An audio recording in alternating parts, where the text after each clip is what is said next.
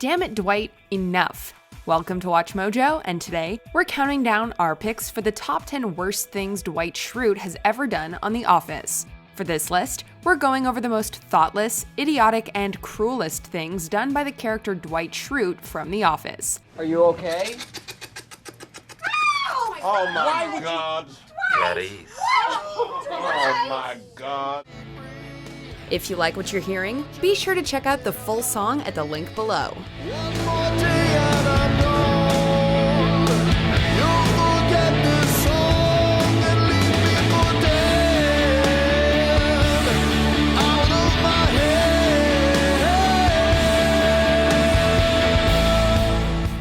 Number 10. Spraying Andy with Mace. Whatever else you can say about Dwight Schurte, he's definitely, let's just call it, enthusiastic. After Roy finds out about Jim kissing Pam and tries to assault him, Dwight acts fast and uses a can of pepper spray to stop Roy. Pam, please call security.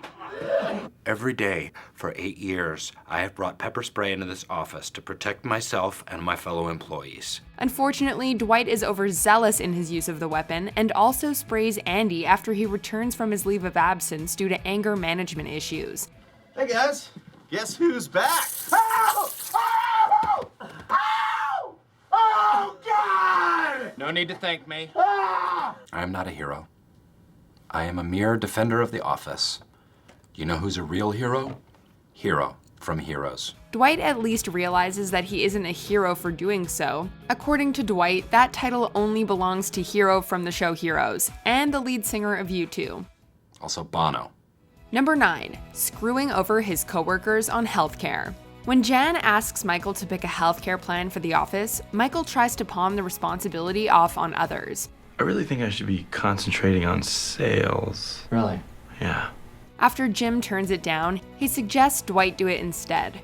Naturally, the results are disastrous, as Dwight's devotion to sucking up an advancement leaves him to cut coverage for practically everyone to save the company money. This is a ridiculously awful plan, because you cut everything. Oh, times are tough, Pam. Deal with You it. cut more than you had to, didn't you? He also forces his coworkers to reveal their medical conditions in public, which is quite humiliating for some of them. Who wrote this hysterical one? Anal fissures. That's a real thing. Yeah, but no one here has it. Someone has it. Granted, Jim doesn't help matters by mocking Dwight at every opportunity, but Dwight's heartlessness towards his fellow employees' lives is pretty low. Number 8. Buying Gaydar. Can you tell who's gay and who's not? Of course. What about Oscar? Absolutely not. Well, he is. After Michael outs Oscar as gay, he schemes with Dwight to find a way to determine if anyone else is gay as well. Although we'll grant that Dwight shows slightly more tact than Michael, whose plans are even more offensive, he's still willing to conspire to out other people in the office, and he demonstrates shocking ignorance about what being gay actually means. Always eager to please his boss, Dwight asks Jim about Gaydar. What's Gaydar? Oh, Gaydar, yes. No, I think they have it at Sharper Image. Oh, you know what? I can check for you. Falling once again for Jim's pranks, he accepts that the metal detector sent to him is a legit Gaydar tool that he can use to root out other gay people in the office. It works.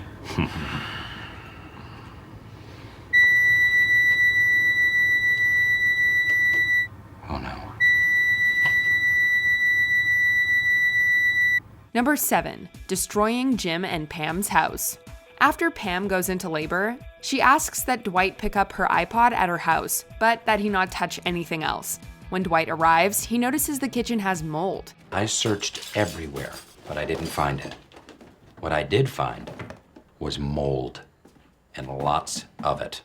Rather than pick up the iPod, go to the hospital with everyone else, and tell Pam and Jim about the mold like a normal person, Dwight decides to drop everything and remodel their kitchen immediately without telling them. What are you doing here?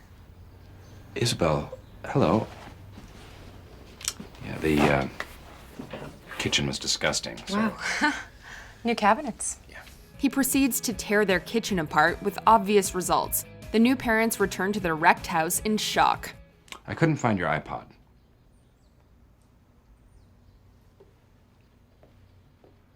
Just give me a couple days. Be out of your hair.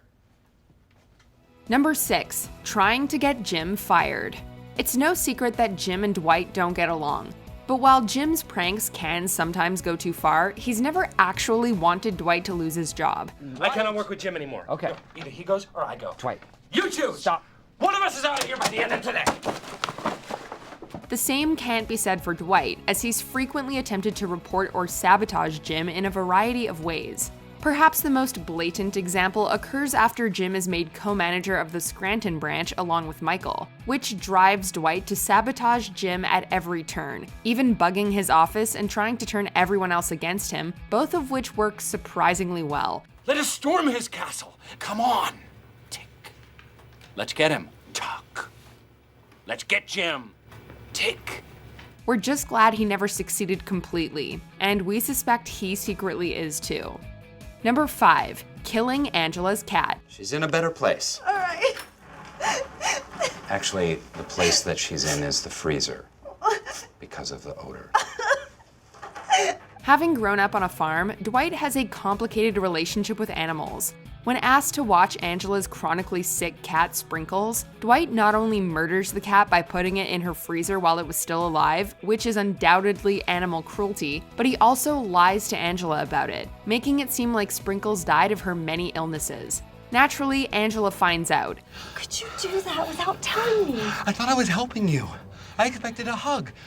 I took care of that cat the best way I knew how. And even if Dwight claims it was a mercy kill due to the cat's quality of life, it was still a terrible thing to do and a betrayal of the woman he loves. He was rightfully dumped. I'm sorry. I gave this everything I could. No, please don't do this, monkey. I will leave your toothbrush on top of your tire tomorrow morning. Number 4, betraying Michael. Angela isn't always the victim when it comes to Dwight's callousness. She's also guilty of being a bad influence on him. After Jan expresses frustration with Michael's management style, Angela urges Dwight to go over Michael's head to gain his position. Dwight, you should be running this office. Michael would never let me. Following a clandestine meeting with Jan, Michael makes Dwight believe that he's gotten what he wanted and is Scranton's new branch manager. It's really happening. Yes. We can make a difference here. However, when Dwight shows his true colors and his real opinion about Michael's choice of vehicle, Michael reveals that Jan told him all about Dwight's plan. Not cool, Dwight. I know, Dwight. I know. You know what? Jan called me about your little meeting. No. Number 3, shooting a gun in the office. After Dwight finally achieves his ambition and is made manager of the Scranton branch, albeit on a provisional basis, he buys a gun to impress his southern boss, Joe Bennett. Oh, Jim. The gun is a Beaumont Adams. Joe collects them. I thought we could have some nice small talk about it. And the piranha's a rescue. Upon receiving a holster from a relative, he begins wearing it around the office. Naturally, Dwight with a gun makes everyone incredibly nervous, particularly Andy. Dwight, guns make me really uncomfortable. But just when Dwight accedes to everyone's request that he put it away, he accidentally fires it right next to Andy's ear. Someone get me a banana. Sorry I freaked you guys out. Andy! Joe rightfully removes Dwight from his position, although we're honestly shocked that he didn't get fired. Number 2, his affairs with Angela. That's right, affairs, plural. As bad as he's treated Angela, like marrying her under false pretenses, the things he's done with her are arguably worse. When Angela was dating Andy, Dwight slept with her behind the back of his coworker for months. It's over between you two. No way.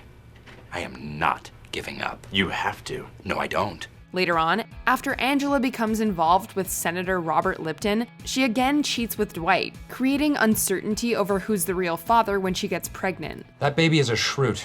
And unless somebody taught Mose sex, that baby is mine. While we'll grant that both of Angela's other relationships were doomed, Dwight bears plenty of responsibility by sticking his, nose where he shouldn't have. Before we unveil our number 1 pick, here are a few honorable mentions.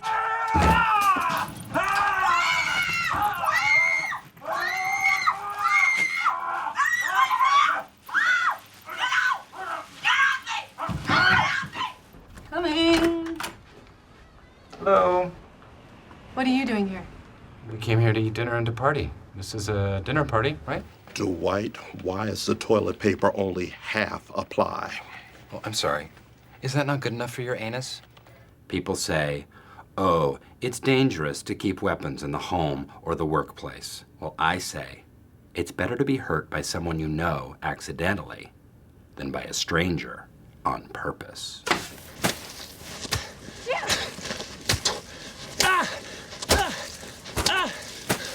In the end, the greatest snowball isn't a snowball at all. It's fear. Before we continue, be sure to subscribe to our channel and ring the bell to get notified about our latest videos. You have the option to be notified for occasional videos or all of them. If you're on your phone, make sure you go into your settings and switch on notifications. Number 1. Starting a fire in the office and giving Stanley a heart attack. Last week I gave a fire safety talk, and nobody paid any attention. One of the most infamous cold opens in the history of The Office sees Dwight, who's angry that no one takes fire safety seriously, start an actual fire to scare his colleagues into doing so. Today, smoking is gonna save lives.